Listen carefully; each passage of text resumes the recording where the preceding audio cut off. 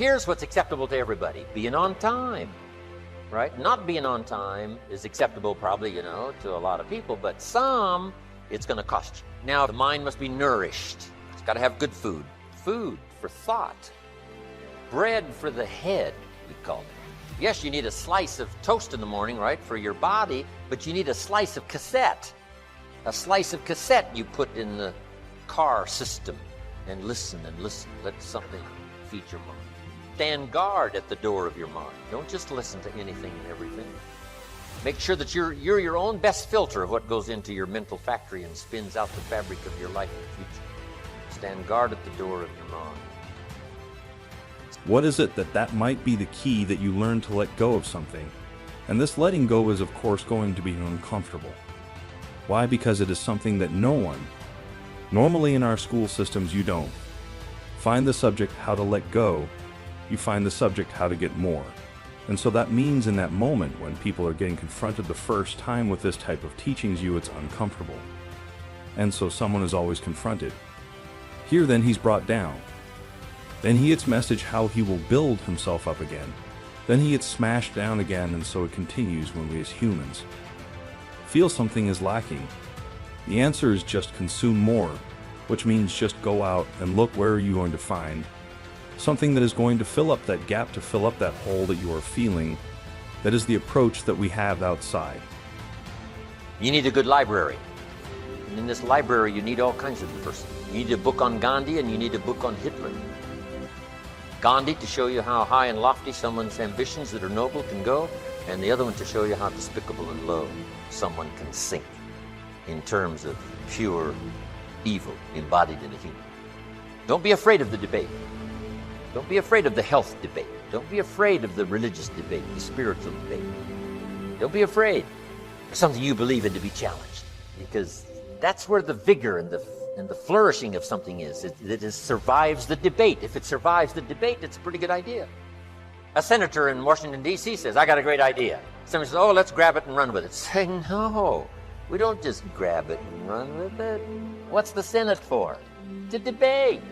And the rest of the Senate says, put your idea on the table and let's debate. Let me point out another important distinction between character and charisma. You may have noticed it already. In both its definition and its derivation, character doesn't refer to other people.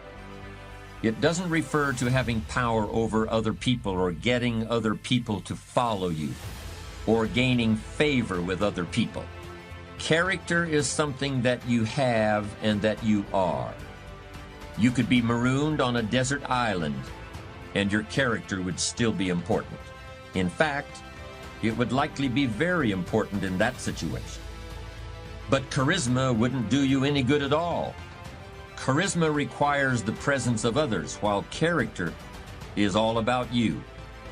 Character is the person you are after you've chiseled and have gotten past all the unnecessary material to what's underneath. I teach my staff around the world, put your goals in your journal. Because one of the major people you want to study is yourself. Say, here's the list of goals I put together 3 weeks ago. Here's the list of goals I put together 2 years ago. Here's some of the changes I made, rearrangement of my priorities. I scratched these off, I put these on, I've gotten these. Study your accomplishments, study what your desires are. Put them on paper, write them down. Here's another reason for writing your goals down. It shows you're serious about doing better. And to do better, you gotta get serious. You don't have to be grim, but you must be serious. Everybody hopes things will get better. Everybody hopes. Poor people hope. That ought to tell you something. It means the future does not get better by hope. It gets better by plan. Your personal behavior in the marketplace. Not just what you know and what you've learned, ready now to serve in product or service, but a big share of your future success, both economically and every other way, is going to lie in your own behavior. This is part of personal development. How do you affect other people? Is that going to play a role in the kind of income you have and the kind of future you have? And the answer is yes, of course, yes. Here's one of the most important things to think of in the marketplace: your language. Now, some people who are inclined to use bad language, I'm telling you, in the marketplace is not the place. To use bad language in the marketplace, it's too costly. If you were to add up what it really cost, I'm telling you, you'd be a lot more careful. You've got to shift gears from the bar language to the marketplace. Some things you can get by with telling a dirty story and, using a little profanity at the bar, but now when it comes to the marketplace, you've got to be careful. Everything will change for you if you will change. You don't have to change what's outside. All you've got to change is what's inside. To have more, you simply have to become more. And then he said, don't wish it was easier, wish you were better. Start working on yourself, making these personal changes. And he said, of all, change for you. Don't wish for less problems, wish for more skills. Life is going to happen. And you're going to set up a plan, and you're going to have a vision, and you're going to hope that it's going to turn out perfect. But what so often happens in life is that things get burned and things go the wrong way, and it's in that moment that you're going to have to choose your reaction. Do you have a choice to make? Do you have the right reaction, or do you have the wrong reaction? Some of us were tempted, I'll just lay here, and it will pass over me. I'm telling you, you will be in a vicious cycle forever. You have to get up. Some of you have been knocked out by light, and you got up and saw the blood. He hit me. Sometimes in life you have to hit back, recycle your pain, get something from it. You're already in pain. Use it, do something with it, allow it to take you to the next level. Allow your pain to push you to greatness. Here's a key phrase: beware of using inside lingo on the outside world. All the computer guys had to learn that, right? They got off in this spacey kind of language stuff, and they found out people that bought their computers didn't know how to run them simply because they couldn't understand the language.